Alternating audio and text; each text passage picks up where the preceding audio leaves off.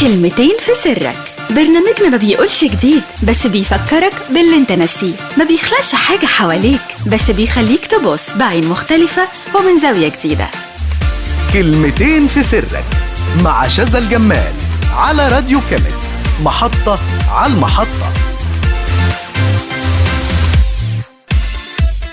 كلنا عايزين نحس إننا أبطال ونفسنا نعمل اللي محدش بيقدر يعمله، ده بيخلينا نتصرف في بعض الأحيان بشكل ما يقبلوش المجتمع، رغم إن المجتمع كمان نفسه نكون أبطال. يعني مثلا المجتمع بيطلب مننا حاجات في كتير من الأحيان بتكون صعبة علينا، زي إننا نراعي كلام الناس، رأيهم في كل تفاصيل حياتنا، نلبس إيه، طول شعرنا يبقى قد إيه، شكل الحلاقة، خامة البنطلون، طول الفستان. حاجات كتيرة جدا المجتمع بيتدخل فيها بحجة إننا بالشكل ده هنبقى كويسين.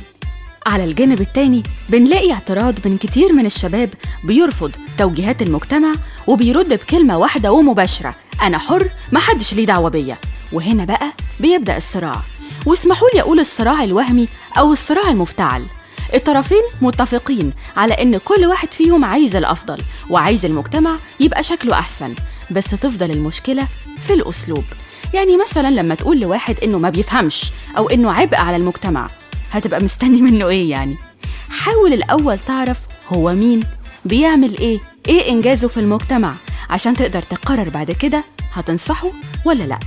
الجانب الشكلي مهم طبعاً، بس اختصار الإنسان في شكله ده شيء مزعج جداً.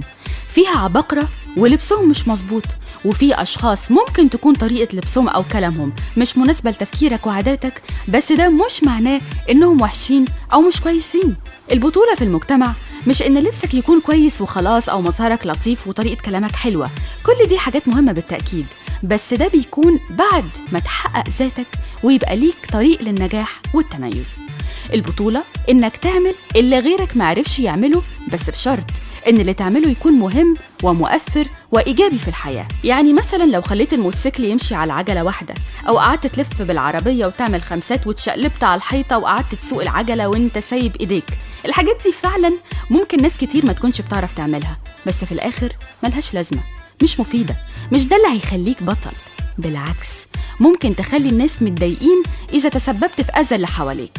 كلمتين في سرك، في حاجات لما تتعمل في السيرك نسقف لها ونتبسط بيها، حاول ما تعملهاش في الشارع.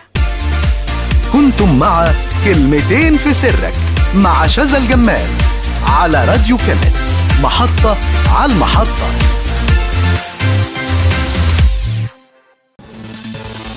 راديو كامل، محطة على المحطة.